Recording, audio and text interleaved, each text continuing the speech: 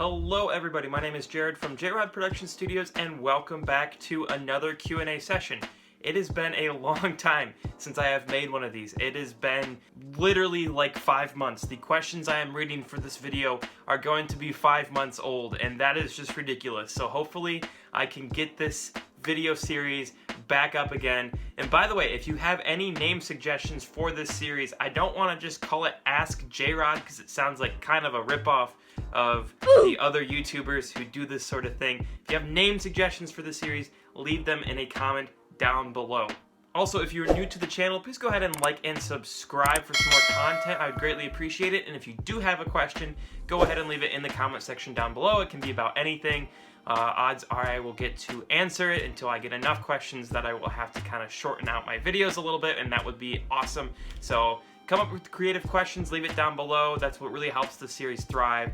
And let's go ahead and get into it. And also, one more thing. I actually recently hired Jrod Productions Studios' first employee. I will be having a new editor for my videos, and he's gonna have some nicer quality cameras, lighting, and he's just gonna be editing in a much more professional manner than I could. So hopefully right about once a week. This is actually a good friend of mine. Hopefully he will be helping me out on a few videos here and there and just helping boost my content. So stay tuned for that as well. Let's go ahead and start taking a look at some of the questions. Now, the first question comes from Teffy Gaming, who wants to know, how big is your clone army? Roughly how many minifigures? So I'm gonna be doing some math off the top of my head because I know the clone army that you see over here is roughly like 320-ish figures, but like the actual like number of clones I have with all of my unopened sets is right around 400. So here is the clone army itself. If you have not seen my clone army video, go ahead and take a look at it, and I will leave a tag for you to watch that in the upper right hand corner right now. And yeah, this is, like I said, right about 320 figures-ish, maybe a little bit more. But if we actually take a look at up here, I have several unopened 501st battle packs right there, which accounts for like another, what, like 20-ish clone troopers. And then behind me, as you can see in the video, I have a lot more 501st battle packs and just a few other various sets containing clones. All in all, yeah, I probably have right about 15 to 20 unopened 501st sets. These are not all of them in here, but it comes out to being right about 400 clones when you combine it with the army there. Alright, and while I was at it, I went ahead and turned on some Christmas lights real quick. I kind of forgot I had those off, so hopefully it'll kind of display the background a little bit more. But our next question, this comes from Mafia, and he asks, what got you into LEGO Star Wars? Well, to put it simply, I was raised on Star Wars. I just had always watched the movies when I was little. I remember when the prequels came out, not all of them, obviously, but like 2 and 3. I remember when those were fairly new, and yeah, some of my earliest memories, watching Episode 4 right when it came out, or Episode 3 right when it came out, and so that's what got me into Star Wars. But with actual LEGO, I would say what got me into it was the actual original clone battle pack. I think it's set number 7655. The clones with like the cutout visors. I have several in my collection there, but I'm not going to go dig one out right now. But that's really what got me into LEGO Star Wars. I just thought it was awesome. My older brother had LEGOs, so I needed them too. So I got started off with that battle pack in like 2007. Because before that, I really collected Mega Blocks for a long time. And that's what got me into collecting like actual LEGO Star Wars. And here I am, 13 years, almost 14 years later, still buying LEGO sets and still going for the clone troopers in the battle packs. RXB asks, do you think the summer 2020 wave is good? I kind of forgot that this is a 5-month-old question. Yeah, I really do. I think it's a good wave. I think it brought a lot to the table. I think it was pretty diverse, and I think that's what a lot of fans wanted. Obviously, I wish there was a few more like Clone Wars sets in there.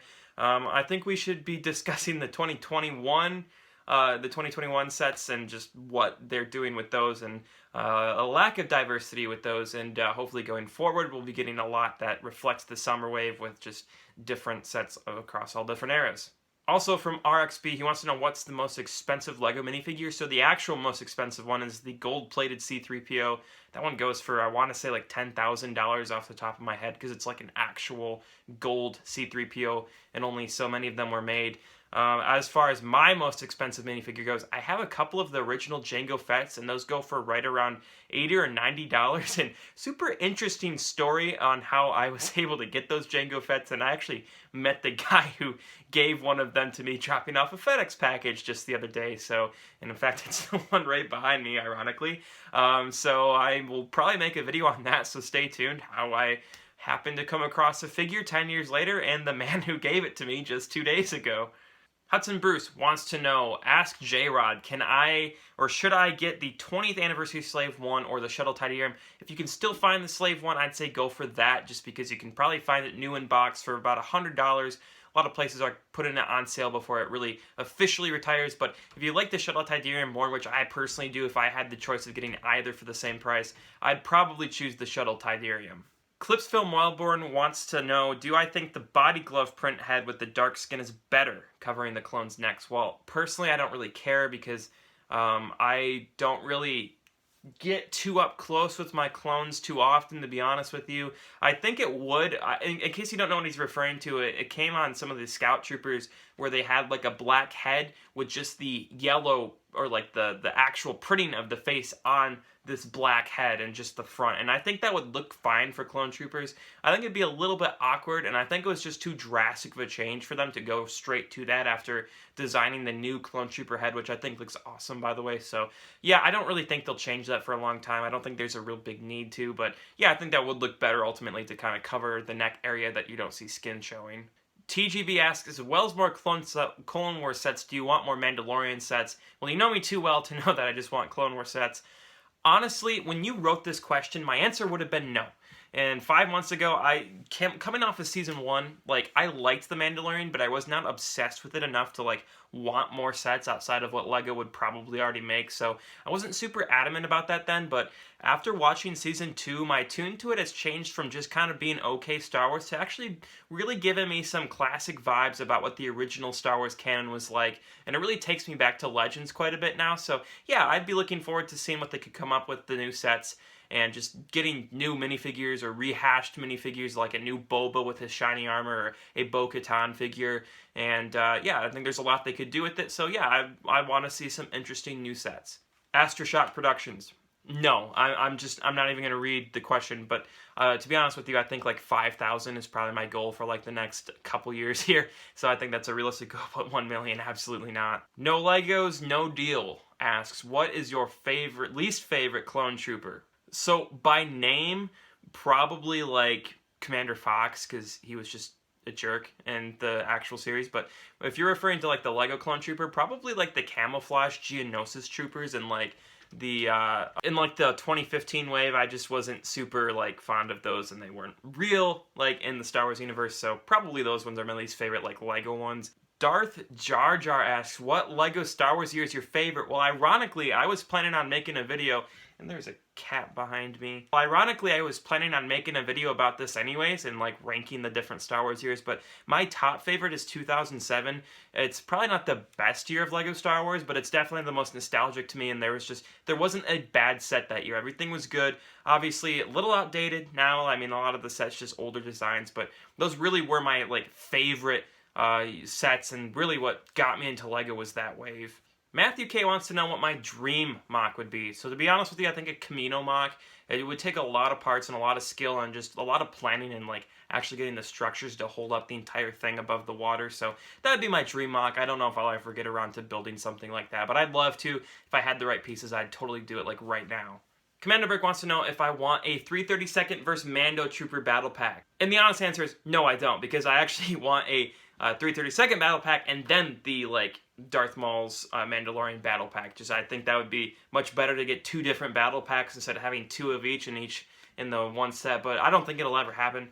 If LEGO even makes battle packs again, they definitely wouldn't go with something like that. Clone Wars Season 7 is just behind us at this point, and I don't think LEGO is planning on making any more sets for a long time. Commander Cody asks about himself, and he wants to know if I would want to see like a Commander Cody or a Captain Rex in like the UCS Gunship, or more of a play skill set. To be honest with you, I don't really care. I think just getting a new version of that would be fine.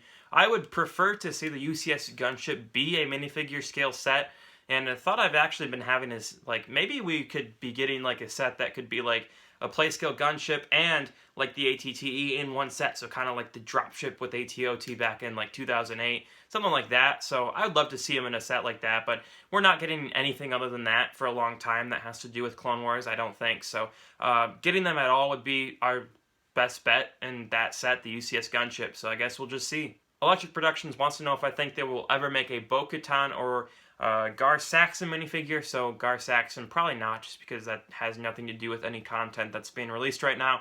But the Bo-Katan, potentially. It's ironic because I actually just talked about this with the Mandalorian we were talking about earlier. So yeah, I think Bo-Katan potentially, if they make sets revolving around like the ending of Clone Wars or of Mandalorian Season 2 spoilers. I'm assuming a lot of you knew that Bo-Katan was back, but if not, you're out of luck at this point. It's been like 2 months since she was reintroduced. So yeah, I think that's a possibility, but I guess, I don't know. I guess we'll see. I assume they'll do something like getting new characters from The Mandalorian that we haven't gotten in LEGO yet at some point, though. TNM Productions, what was one of the first LEGO Star Wars sets you ever got? And that was, again, the Clone Battle Pack from 2007.